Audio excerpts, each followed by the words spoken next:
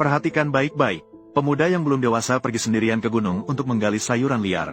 Namun tiba-tiba ia menemukan Raja Ular yang bertapa selama 1000 tahun. Situasi ini langsung membuat pemuda itu ketakutan dan segera bersembunyi.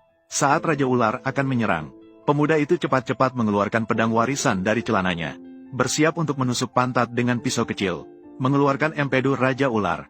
Namun tiba-tiba terdengar suara dari langit. Terlihat seorang pembunuh berbaju hitam sedang mengejar seorang wanita berbaju putih. Pembunuh itu dengan satu tebasan menjatuhkan wanita berbaju putih dari kudanya. Saat wanita berbaju putih berada di ambang kematian, pemuda itu segera menariknya ke arah dirinya. "Ikuti saya bisa menyelamatkanmu." Keduanya dalam keadaan panik tiba di sebuah gua. Wanita berbaju putih jatuh cinta pada pandangan pertama kepada pemuda. Keduanya mengalami kisah yang indah. Setelah itu, wanita itu memberikan giok warisannya kepada pemuda.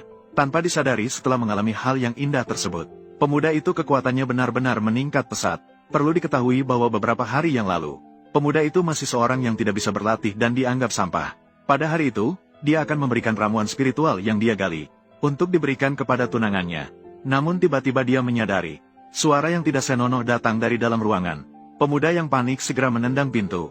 Yang terlihat di depan matanya adalah tunangannya yang sedang berduaan dengan sepupunya. Tunangannya melihat pemuda itu menangkap mereka basah-basah. Dia pun langsung tidak berpura-pura lagi. Dia mengungkapkan bahwa alasan dia menyukai pemuda itu hanyalah karena dia bisa memberinya ramuan spiritual. Jika tidak ada ramuan ini, pemuda itu bahkan tidak memiliki hak untuk menjadi anjingnya. Kata-kata ini langsung membuat pemuda itu marah dan malu. Namun kekuatannya bahkan tidak sebanding dengan sepupu itu. Dia langsung terlempar sejauh 100 meter oleh sepupu itu, mengeluarkan darah dari mulut. Sepupu itu bahkan lebih menghina pemuda itu. "Saya adalah seorang yang berada di alam spiritual bela diri tingkat 4. Orang sepertimu yang tidak berguna ini sangat mudah." Pemuda segera bersiap untuk bangkit dan membunuhnya.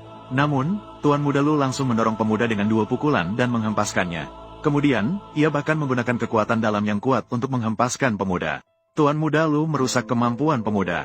Lalu, ia melemparnya ke kandang babi di belakang gunung. Tanpa disadari, pemuda tidak hanya selamat.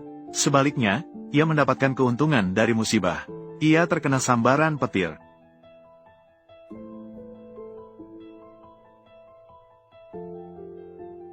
Itu adalah napasnya. Apakah pembunuh itu kembali? Pemuda yang telah mendapatkan kemampuan. Hal pertama yang dilakukannya adalah mencari sepupunya untuk membalas dendam. Ketika ia tiba di sana, ia menemukan ayah dan kakaknya sudah berada di ambang kematian setelah dipukul oleh Tuan Muda kedua. "Saya katakan padamu, saya mengikuti perintah kakak saya." "Oh, tidak benar. Itu adalah perintah dari calon kepala keluarga Lu. Mengusir kalian dari rumah. Kalian diberi waktu 1 batang dupa untuk pergi." Lu Linfei, calon kepala keluarga. "Malam tadi, kakak saya berhasil menembus 3 jalur kemampuan.